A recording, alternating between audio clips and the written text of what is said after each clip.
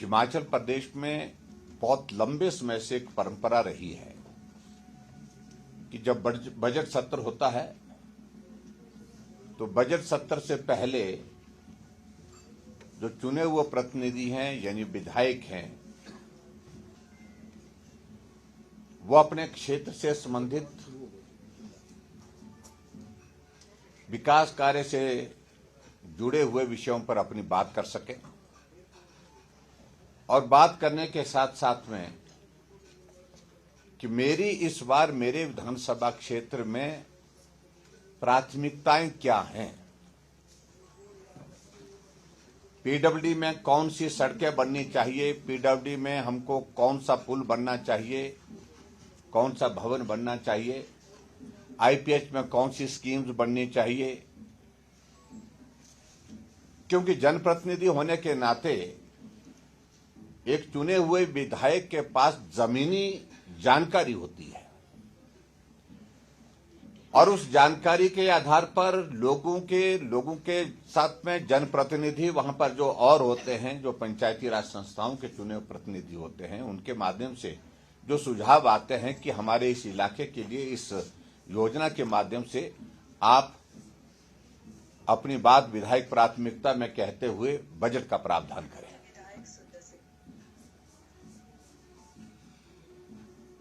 और परंपरा है, इसलिए इस परंपरा के अंतर्गत एक विषय यह भी रहता है कि आगामी जो बजट सत्र आ रहा है उस बजट सत्र में आपके सुझाव क्या है, मित व्ययिता से संबंधित क्या सुझाव है, रेवेन्यू जनरेट करने की दृष्टि से क्या सुझाव है, उन सारी बातों को लेकर के इस विधायक प्राथमिकता की बात में चर्चा होती है और ये बैठक मुख्यमंत्री जी की अध्यक्षता में होती है और मुख्यमंत्री और बीच में संबंधित विधायक के कुछ प्रश्नों के जवाब के लिए मंत्री भी इसमें इंटरवीन करते हैं।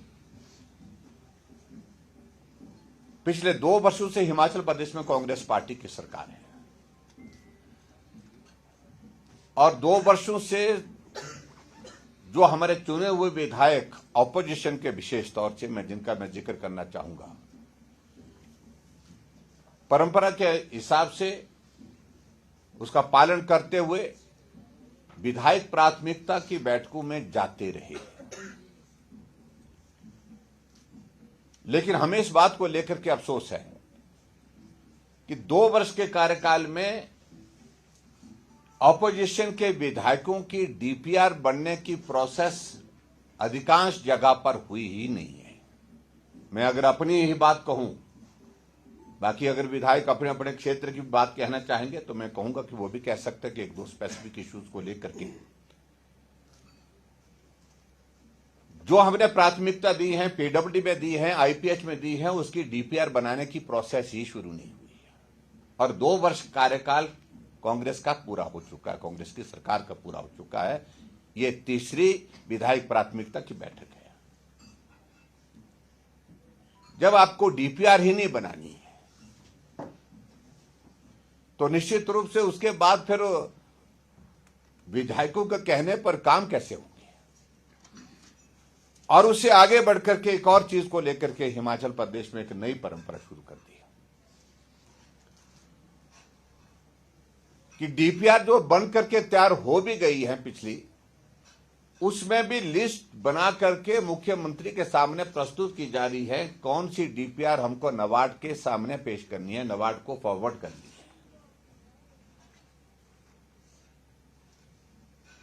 और उसमें फिर जो है भारतीय जनता पार्टी यानी कि विपक्ष के विधायकों के जो डीपीआर बनी है उनके सामने कांटा लगता है और सिर्फ कांग्रेस के विधायकों की, और कांग्रेस के विधायकों में से भी उन विधायकों के लिए प्राथमिकताएं तय हो रही है जो मुख्यमंत्री के करीब है, नजदीक है।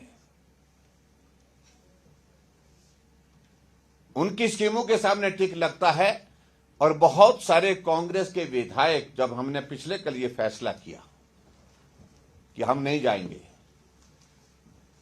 तो कांग्रेस के भी बहुत सारे विधायक ऐसे हैं जो संपर्क कर रहे हैं कि हमारी भी स्थिति ऐसी ही है जैसी स्थिति आपकी है।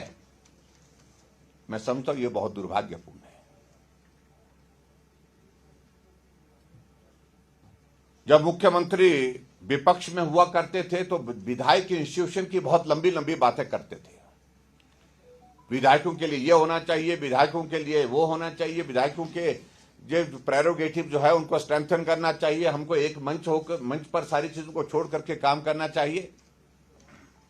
लेकिन बहुत निराशा है, बहुत दुर्भाग्यपूर्ण परिस्थिति है हमारे सामने।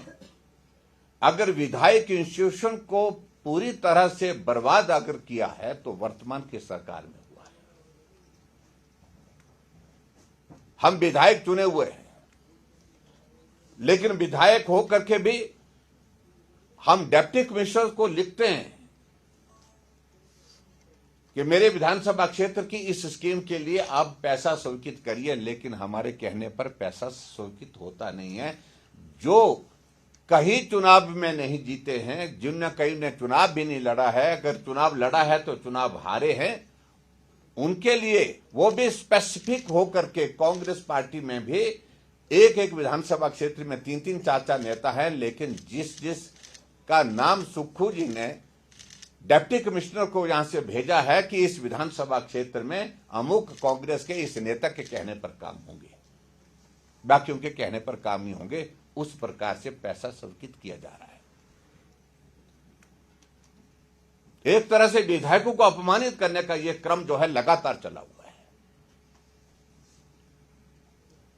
और हम जाते इस बात को लेकर के हैरान होते हैं, कांग्रेस के वो लोग जो किसी दायित्व पर, सरकारी दायित्व पर नहीं है, लेकिन अधिकारियों की बैठक ले रहे हैं, अधिकारियों को कार्यक्रम में बुला रहे हैं, टूर्नामेंट का उद्घाटन कर रहे हैं, स्कूल के एनुअल फंक्शन में वो वहां पर जाकर के भाषण दे रहे हैं।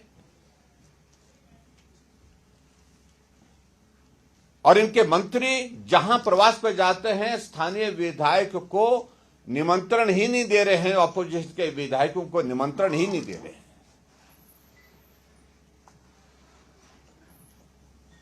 हम भी सरकार में 5 वर्ष रहे तो 5 वर्षों में हमने एक चीज को देखा, जहां मंत्री जाता था, हमारे चुने हुए विधायकों को वहां पर, चाहे कांग्रेस पार्टी का है, उनको सूचना जाती थी, कार्ड जाता था, इनविटेशन जाता था प्रोग्राम का, उसके बाद उनको आने के लिए आग्रह भी करता था। कई जगह तो मंत्री और मैं व्यक्तिगत रूप से भी जहां जाता था वहां उनको बुलाने के लिए, निमंत्रण के लिए फोन करता था, लेकिन ये परंपरा ही समाप्त हो गई।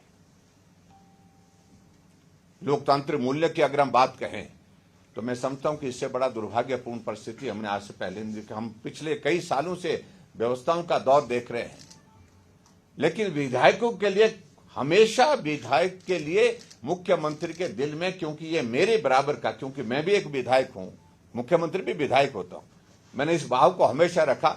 उनके कहने पर जो किया जा सकता है, जो जनहित के जो मुद्दे होते थे, उन मुद्दों को समाधान करने की दृष्टि से हमेशा हमने काम करने की कोशिश की है। ऐसी परिस्थिति में मैंने अपने विधायक दल के सब साथियों के साथ बात की और चर्चा करने के बाद हमारे सभी विधायकों का एक मत से एक फैसला था, और यह फैसला यह था कि जितना अपमानित विधायक इस वर्तमान सरकार के कार्यकाल में हुआ है, चाहे वो विधानसभा क्षेत्र के अंतर्गत सरकारी कार्यक्रमों में उनकी अनदेखी करना, अगर कोई विधायक मंच पर चला भी जाता है, मुख्यमंत्री या मंत्री की उपस्थिति में उनको जलील किया जाता है। बंजार विधानसभा क्षेत्र में तांदी के गांव में आग लग गई, मुख्यमंत्री जी वहां गए, वहां के विधायक सुरेंद्र शौरी जी ने कहा कि मैं भी 2 शब्द बोलना चाहता हूं, लेकिन कांग्रेस का एक नेता था जिसका नाम भाषण देने के लिए वहां पर रख दिया गया था, लेकिन बाद में मुख्यमंत्री ने कहा कि कोई नहीं बोलेगा। विधायक को बोलने का मौका नहीं दिया। इतना बड़ा हादसा हुआ, उस हादसे में विधायक मुख्यमंत्री के सामने अपने क्षेत्र की बात को रखने के लिए वहां पर उपस्थित था, लेकिन उसके बावजूद उनको बोलने का मौका नहीं दिया गया। मैं समझता हूं यह दुर्भाग्यपूर्ण परिस्थिति है। मैं इसलिए इस बात का मैं जिक्र कर रहा हूं, मैं आदरणीय धूमल जी के सरकार के दौरान में मैंने एक नहीं अनेकों जगह मंच पर देखा, अगर विधायक सरकारी कार्यक्रम में आया तो सरकारी कार्यक्रम में वो बोलता था मंच से। मैं वीरभद्र सिंह जी को भी देखता था। मेरे विधानसभा क्षेत्र में वीरभद्र सिंह जी आए, मैं उनके स्वागत करने के लिए गया। स्वागत करने के बाद मैं अपने गाड़ी की तरफ मुड़ने लगा तो उन्होंने कहा आप कहां जा रहे हैं? मैंने कहा कि आपका कार्यक्रम जो रखा गया है उस कार्यक्रम में आपके यहाँ के स्थानीय लोगों ने कहा कि कांग्रेस का महासम्मेलन है, इसमें तो हम कैसे जाएंगे? बोलते कुछ नहीं, बोलता आप आइए गाड़ी में बैठिए। पकड़ करके गाड़ी में बिठाया और वहां पर कार्यक्रम में भी पहुंचाया और वहां पर भाषण देने के लिए भी बोला। सरकारी कार्यक्रम नहीं है। इसलिए मुझे लगता है कि विधायक कितनी बार अपमानित होगा, कहां कहां अपमानित होगा। मैं अपने विधानसभा क्षेत्र का उदाहरण देता हूं। मैंने हॉर्टिकल्चर और फॉरेस्ट्री का एक कॉलेज खोला अपने विधानसभा क्षेत्र में।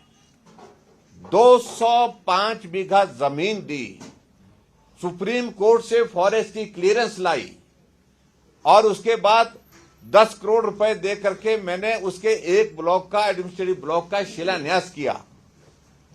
टेंडर हुआ, टेंडर अवार्ड हो गया, लेकिन तब तक के लिए सरकार कांग्रेस की बन गई और कांग्रेस की सरकार बनने के बाद आदेश हुआ कि यह टेंडर जो है रोक दिया जाए। टेंडर रोक दिया गया। 2 साल बीत गए। हॉर्टिकल्चर मिनिस्टर को यहां से भेजा गया, तुम जाकर के इंस्पेक्शन करके आओ, वहां से रिपोर्ट उल्टी सीधी बना करके आओ। 4 बैच वहां पर कॉलेज में निकल चुके हैं, उसके बावजूद भी वहां पर काम शुरू नहीं किया। अभी हाल ही में कुछ दिन पहले जो 10 करोड़ रुपए बजट वहां पर दिया गया था, जो टेंडर के लिए, जो पीडब्ल्यू डिपार्टमेंट के पास जमा था, वो पैसा वापस ले लिया। मैंने बतौर मुख्यमंत्री उसका शिलान्यास किया हुआ। ऐसे एक नहीं अनेकों उदाहरण।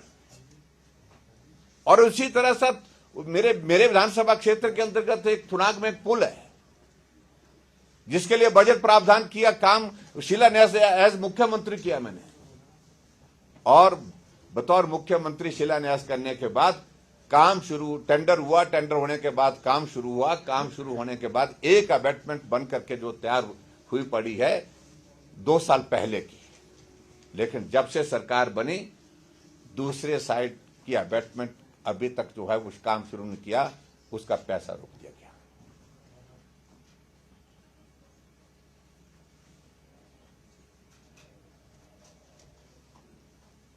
एक नर्सिंग का कॉलेज है हमारे वहां पर, उसका काम रुका पड़ा हुआ है, पैसा बंद कर दिया। मैं कितने उदाहरण दूं सारी चीजों को लेकर। और ऐसे उदाहरण एक विधानसभा क्षेत्र में नहीं, अनेक विधानसभा क्षेत्र में इस प्रकार के उदाहरण देखने को मिले।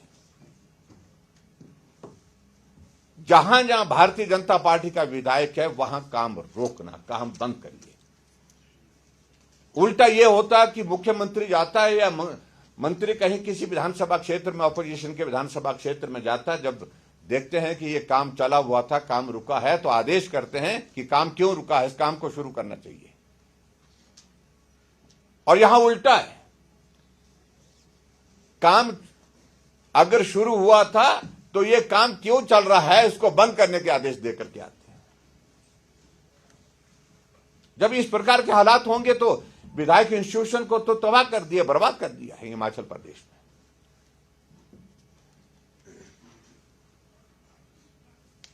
ये पहली बार हिमाचल प्रदेश में हम देख रहे हैं कि विधायकों के ऊपर मामले दर्ज किए गए हैं। 8-8 घंटे तक विधायकों को बिठा करके थाने में वहां पर जो है जलील किया जा रहा है। आज से पहले कभी नहीं हुआ ये।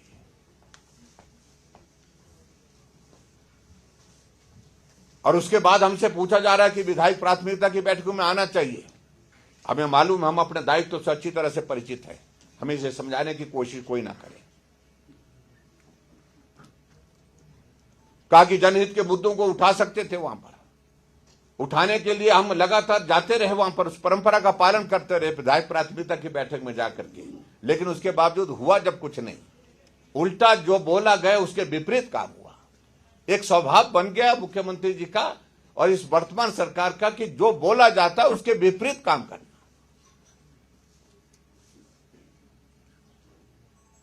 और ऐसी सूरत में हमारी पार्टी के सभी वरिष्ठ नेताओं के साथ में चर्चा करने के पश्चात और पूरे विधायक दल के अपने साथियों के साथ भारतीय जनता पार्टी ने तय किया कि अभी 3 और 4 तारीख को जो विधायक प्राथमिकता की जो बैठकें हैं, जो शिमला में आज से शुरू हुई हैं, हम अब की बार इन विधायक प्राथमिकता की बैठकों में हिस्सा नहीं लेंगे, इसका बहिष्कार करेंगे।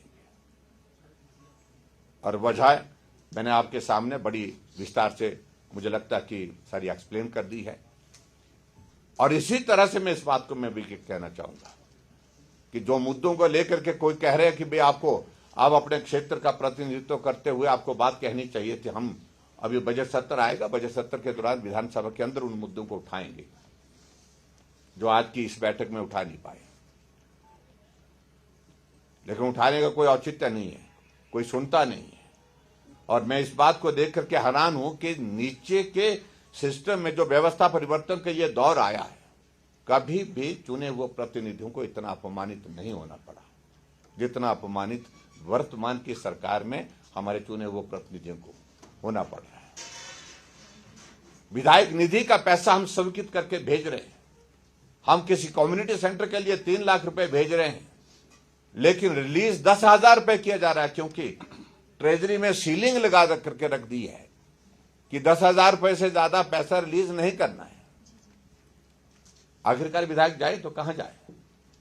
हमारे पास फिर एक ही प्लेटफॉर्म रहता कि हम इन मुद्दों को लेकर के आपके माध्यम मीडिया के सामने प्रदेश की जनता, अपने विधानसभा क्षेत्र की जनता के समक्ष रखें। ये हालात है।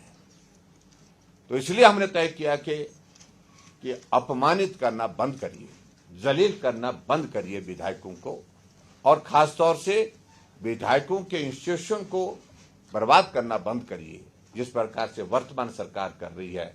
कोई भी काम विधायकों के, पर्टिकुलरली जो अपोजिशन के हमारे हैं, विपक्ष के हैं, उनके कहने पर नहीं किया जा रहा है। और मुझे इस बात को लेकर के हैरानी भी होती है कि मैंने 3 बार यहां से मुख्यमंत्री को पत्र लिख करके मुख्यमंत्री राहत कोष के लिए किसी बीमार को मदद करने के लिए पत्र लिखे, लेकिन कोई पैसा स्वीकृत नहीं हुआ। मैं भी 5 साल रहा और मुझे पूर्व मुख्यमंत्री की ओर से जो भी पत्र आता था, विशेष तौर से किसी को मदद करने के लिए, किसी गरीब को किसी का इलाज के लिए मदद करने के लिए, मैं तत्काल उस पैसे को स्वीकृत करता था। जितना बोला होता था, जो एस्टीमेट होता था, बिल होते थे जिसमें लगे हुए, उसके मुताबिक करता था। तो इसलिए मुझे लगता है कि ये सारी चीजों को लेकर के भारतीय जनता पार्टी का ये फैसला हमने बहुत पीड़ा के साथ ही हमको ये फैसला लेना पड़ा। लेकिन आखिरकार विधायक की एक गरिमा है, विधायक एक चुना हुआ प्रतिनिधि होता है, जनता का प्रतिनिधि होने के नाते उसका अपने इलाके में भी सम्मान है। उसको बार बार इस तरह से अपमानित करना ये बर्दाश्त नहीं हो सकता। इसलिए भारतीय जनता पार्टी ने तय किया कि हम इस विधायक प्राथमिकता की बैठक में नहीं जाएंगे, हम इसका बहिष्कार करेंगे। मित्रों, मेरी ओर से तो इतनी बात है। मैं तो इस सारे विषय को लेकर के, यहाँ हमारे विधायक भी बैठे हैं, अगर किसी ने कोई अपने विधानसभा क्षेत्र से संबंधित कोई बात कहनी है तो मुझे लगता है कि प्रमुख रूप से हो गई। हाँ, तो कुल मिलाकर के हमारा कहना सिर्फ आज के विषय पर पूरा होता है। बहुत बहुत धन्यवाद। Thank you very much. अध्यक्ष साहब, आपने कहा विधायक ही अपमानित हो रहे हैं, चाहे सत्ता पक्ष के भी, आपने कहा कि कुछ विधायक सत्ता पक्ष के भी है, तो जनता किस हालत में होगी? क्योंकि विधायकों की ये स्थिति आप कह रहे हैं, तो जनता, क्योंकि जनता की आवाज विपक्ष होती है, जनता की 2 साल में तो क्या हालत है? देखो, जनता इस बात को अनुभव कर रही है, महसूस कर रही है कि ऐसा दौर कभी देखा नहीं, जब सारे काम रोकने की 2 साल के कार्यकाल पूरा होने के बावजूद भी अभी तक वो प्रक्रिया समाप्त नहीं हुई है। जहां भी लगता है कि इसको रोको, उसको रोको, सब काम रोके हुए हैं, बंद किए हुए हैं। विधायक प्राथमिकता का विषय तो मैंने बड़ा स्पष्ट कर दिया, लेकिन जनता सबसे ज्यादा इसमें प्रभावित हो रही है, जनता सबसे ज्यादा इसमें पिस रही है, क्योंकि उनके जेन्युइन काम भी नहीं हो पा रहे। ठाकुर साहब, जैसे कि आपने जानकारी दी कि आप प्राथमिकता विधायकों की तो बैठक में नहीं जाएंगे और कांग्रेस के विधायक भी आपसे ये कह रहे हैं हमारी स्थिति यही है, तो ऐसे में जब सरकार की आर्थिक स्थिति भी खराब है तो ये आप जवाब तो नहीं बना रहे हैं, तो सरकार पे कि लास्ट अटेम्प्ट किए नहीं, देखिए, हमारी ओर से तो इस प्रकार का कोई प्रयास नहीं है। हमारे ना, हमने पहले भी अटेम्प्ट नहीं किया था, वो अटेम्प्ट अपनी ओर से ही हो गया था उनका, जो जिसको बोलते हैं सेल्फ गोल किया था हमने एक तरह का। तो मैं तो यही कहूंगा, हम कांग्रेस पार्टी की सरकार को चलाने का जिम्मा हमारा नहीं है। हमारी भूमिका विपक्ष के नाते है, जहां गलत होगा वह हम बोलेंगे, डंके की चोट पर बोलेंगे, विधानसभा के अंदर बोलेंगे, विधानसभा के बाहर बोलेंगे, लोगों के बीच में बोलेंगे। सर, ये प्राथमिकता बैठकों का तो विरोध किया, लेकिन जो क्या रिटर्न में प्राथमिकता देंगे, जो 5 प्राथमिकता मांगी तो आएंगे 5। इस सारी बात को लेकर के विधायक दल की बैठक हमारी सेशन के दौरान होगी, तो उस वक्त हम विचार करेंगे देना कि नहीं देना। और सर, परंपरा क्योंकि बहुत पुरानी है और अगर इसी तरह से विधानसभा की परंपराएं टूटती रहेंगी तो कहीं लगता नहीं कि वैल्यू धीरे धीरे खत्म होती है। देखिए, मैं इस बात को पहले ही कह चुका हूं कि हम बहुत पीड़ा के साथ इस फैसले को लेने के लिए विवश हुए। आज से पहले जब भी विधायक प्राथमिकता की बात होती थी, वहीं पर ही कुछ चीजों को लेकर के जब चर्चा होकर के डायरेक्शन होती थी कि ये काम क्यों रुका है, ये काम क्यों नहीं शुरू हो रहा है, इस सारी चीज को लेकर के डायरेक्शन होती थी, क्योंकि अधिकारी वहीं पर उपस्थित होते थे। लेकिन वर्तमान सरकार में 2 वर्ष के कार्यकाल में विधायक प्राथमिकता में जो डीपीआर जो लिख करके हमने दी हुई है, उसकी कई जगह प्रोसेस ही शुरू नहीं हुई है। तो आखिरकार विधायक वहां पर जाकर के करेंगे क्या? इसलिए विधायकों ने, सब लोगों ने तय किया है कि जब हमारे काम होने ही नहीं है, चाहे हम लिख करके दें, चाहे हम बोल करके आए, लेकिन उसके बावजूद सुनवाई जब नहीं हो पा रही, तो ऐसी सूरत में परंपरा टूटी है, इस बात को हमें भी खेद है। लेकिन परंपरा टूटने की कोई एक व्यवस्था है, वो हमारे सामने, जिसका मैंने जिक्र किया है। सर, यहाँ आप कह रहे हैं कि सरकार साथ नहीं दे रही है विकास के लिए, उधर वो लोग कह रहे हैं कि केंद्र से हमको पैसा नहीं आ रहा है, तो कितना सहमत है सर आप? देखिए, ऐसा है कि प्रदेश में सरकार कांग्रेस पार्टी की 2 सालों से यही रोना रो रहे हैं। मुख्यमंत्री विशेष तौर से इसी बात को जिक्र करते हैं। जब व्यक्ति अपने आप कोई काम नहीं कर पाता है, तो बहुत आसान तरीका होता है कि उसका ठीकरा जो है दूसरे के सिर फोड़ा जाता है। हम देख रहे हैं कि पिछले 2 साल से कांग्रेस की सरकार हिमाचल प्रदेश में है, लेकिन अभी तक रोना यही है कि जयराम ठाकुर ने लोन ले रखा, जैसा कि उन्होंने कोई लोन लिया ही नहीं। जैसे कि कांग्रेस की सरकार जब सत्ता से बाहर 2017 में हुई थी, जैसे वो हमको जो है नो ड्यूज सर्टिफिकेट दे करके गई थी कि कोई लेन देन बचा नहीं है, हमने सारा कुछ अदा कर दिया है। और दूसरा उनका एक ही है कि अच्छा तरीका है, जब हम काम करने की स्थिति में नहीं हो पा रहे हैं, तो काम करने की स्थिति में नहीं हो पा रहे हैं, तो एक चीज बहुत सरल और आसान लगती है कि केंद्र मदद नहीं कर रहा है, केंद्र मदद नहीं कर रहा है, केंद्र पर मोदी जी पैसा नहीं दे रहे हैं। उनको ये जानकारी होनी चाहिए, केंद्र पैसा दे रहा है और केंद्र की मदद से हिमाचल प्रदेश की सरकार चल रही है, और केंद्र के पैसे का कितना किस प्रकार से दुरुपयोग हो रहा है, इसकी कल्पना नहीं की जा सकती, जो आज से पहले कभी हुआ नहीं। और मैं आपकी जानकारी के लिए बता रहा हूं, चाहे वो रेलवे का है, रेलवे बोर्ड के चेयरमैन को लिखना पड़ा, चीफ सेक्रेटरी को, कि स्टेट शेयर कम से कम दे, आप जो स्टेट शेयर बनता है उसको जमा करिए, हम अपना पैसा, जो केंद्र का पैसा जितना लगाना था हम लगा चुके, उससे ज्यादा लगा चुके हैं। ऐसा ही मनरेगा की स्थिति है, ऐसा ही हमारे जितने सेंटर स्पॉन्सर्ड स्कीम्स की स्थिति है आज की तारीख में, जिसमें केंद्र पैसा दे रहा है लेकिन स्टेट अपना स्टेट का शेयर उसको ही जमा नहीं कर रहे हैं। ये स्थिति है आज की तारीख में। और हैरानी की बात, जब ये इस बात को बोलते हैं, आपकी जानकारी के लिए हिमाचल प्रदेश में सेंटर से जो प्रदेश सरकार के लिए जो स्पेशल असिस्टेंस मिलती है, स्टेट के लिए मिलती है, सेंट्रल असिस्टेंस मिलती है, 1000 करोड़ रुपए से ज्यादा दे चुके हैं। और जो पैसा स्पेसिफिक होकर के इंफ्रास्ट्रक्चर को डेवलप करने के लिए जो यहां से भेजा जाता है कि ये स्कीम बनानी है, ये काम करना है, उसके अगेंस्ट पैसा दिया जाता है। लेकिन दुर्भाग्य ये है कि वो पैसा हिमाचल प्रदेश में कर्मचारियों की सैलरी और पेंशन देने में खर्च किया जा रहा है, जो कि नहीं किया जा सकता है। मेरी जानकारी के मुताबिक, मेरी सूचना के मुताबिक, अगर आपने पूछ ही लिया, 278 करोड़ रुपए हिमाचल प्रदेश में जो स्पेशल असिस्टेंस का जो है, इन्होंने जाकर के HRTC को दिया गया, डिपार्टमेंट को दिया गया, ट्रांसपोर्ट डिपार्टमेंट को दिया गया, और फिर ट्रांसपोर्ट डिपार्टमेंट ने इसको ट्रांसफर करके जो है IDB को दिया, जो इंफ्रास्ट्रक्चर डेवलपमेंट बोर्ड है उसको दिया गया। और उसके बाद इसी पैसे की अलग अलग किस्तें निकाल करके ये पैसा जहां लगना था, जिसमें बसें खरीदनी थी, इसमें और भी बहुत सारी चीजें उसमें जो करने की थी, वो ना करके इस पैसे का इस्तेमाल हिमाचल प्रदेश में कर्मचारियों की सैलरी देने के लिए किया गया, जो नियम के अनुसार किया नहीं जा सकता था। पेंशन देने के लिए किया गया। और ये सारी चीजों को लेकर के मैं समझता हूं कि एक जगह नहीं, आपकी जानकारी के लिए, जो पैसा यहां पर अलग अलग मदों में केंद्र सरकार से आया है, उस पैसे को भी दाएं बाएं से रूट करके जो है डाइवर्ट करके कर्मचारियों की सैलरी और पेंशन देने में खर्च किया जा रहा है।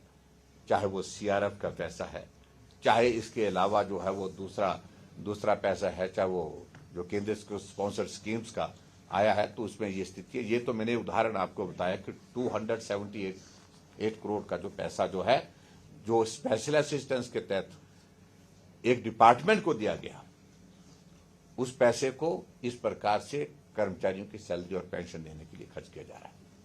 Thank you. आपने एक बात कही थी कि मुख्यमंत्री जो है वो विधायकी के इंस्टीट्यूशन को समाप्त करने में लगे हैं। दूसरा बिंदु आपका ये था कि ऐसे बहुत से विधायक हैं जिनको जांच में शामिल किया गया है और घंटों तक उनको थाने में बिठाया जा रहा है।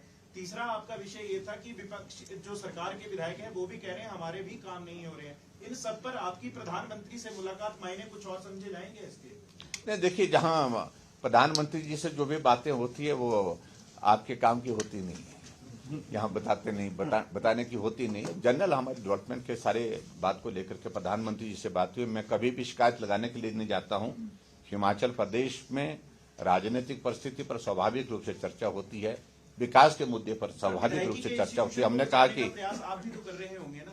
नहीं, देखिए, हम इस बात को कह रहे हैं, मुझे लगता है कि इसकी लड़ाई हम प्रधानमंत्री जी के माध्यम से न लड़के हम स्वयं लड़ेंगे इस लड़ाई को। पार्टी अध्यक्ष को लेकर कोई बात हुई है प्राइम मिनिस्टर से? बातें बहुत हुई है, लेकिन जिक्र नहीं कर। जो IAS है उनको लेने से भी मना किया है सरकार ने, इसको किस तरह से देखते हैं? क्या स्टेट को नुकसान होगा या आर्थिक? नहीं, देखो, मैं समझता हूं कि इसमें कोई बड़ी वाहवाही वाला कोई काम इस प्रकार का नहीं है। हर बार जो हिमाचल प्रदेश को IAS के कितने लोग मिलते हैं, 2 मिलते हैं, 3 मिलते हैं, पीछे कुछ एक बैच में 4 तक भी आए। तो मुझे लगता है कि इस सारी चीज को लेकर के वो अनावश्यक रूप से एक माहौल खड़ा करने की कोशिश कर रहे हैं। लेकिन पहली बात तो, अगर आप पैसे की खर्च करने की बात होती है तो CPS आपने 2 साल तक चलाए रखे, कैबिनेट के दर्जे के साथ चलाए रखे, और उनकी कुर्सी के लिए जब चुनौती हाई कोर्ट में हुई तो करोड़ों रुपए आपने खर्च कर चुके हैं। वहां पर सुप्रीम कोर्ट में भी आपने एक दिन की 2 करोड़ रुपए की फीस दी है वकीलों की। अभी तक 10 करोड़ रुपए से ज्यादा आप खर्च कर चुके हैं उनकी कुर्सी को बचाने के लिए, अभी तक भी। अभी आने वाले समय में फिर से अभी उस दिशा में प्रयत्न किए जा रहे हैं। क्या इसको फिजूल खर्ची नहीं बोलेंगे? क्या आपको लगता है कि आर्थिक संकट है प्रदेश के, मैं यहीं से शुरुआत करता, पहले ही तय करते कि CPS नहीं लगाते? हमने नहीं लगाए। कैबिनेट दर्जे के साथ बहुत सारे लोग लगे हैं, वो बदसूर लगे हुए हैं सारी चीजों को लेकर के। मैं सारी चीजों को लेकर के अब बार बार कहने नहीं चाह रहा हूं, लेकिन आखिरकार कटौती करने के लिए, टैक्सेस लगाने के लिए जो ऐसी जगह तलाश की जा रही है जिसमें ना तो रेवेन्यू बहुत ज्यादा आएगा और ना ही प्रदेश के विकास के लिए बहुत ज्यादा जो है गुंजाइश निकल पाएगी। सर, आपने कहा कि कांग्रेस के विधायक नाराज है सरकार से, इधर सर धवाला जी भी नाराज चल रहे हैं। मंडल में कई लोग कई जगह जहाँ पर देखिए, ऐसा है कि भारतीय जनता पार्टी एक अनुशासित पार्टी है, और निश्चित रूप से मैं समझता हूं कि जो बात कहने का अधिकार है प्लेटफॉर्म पार्टी का है, वहां पर बात करें। और ऐसे सार्वजनिक पर बात करने का स्वभाव कभी इस प्रकार से जो है वो पार्टी स्वीकार नहीं करती है। इसको बंद करना होगा पार्टी को निश्चित रूप से। और उनको पार्टी ने पूरा सम्मान दिया है। जब चुनाव लड़ करके वो नहीं जीत पाए थे तब भी उनको कैबिनेट के दर्जे के साथ सम्मान दिया गया है। थोड़ा उनको संयम करना चाहिए।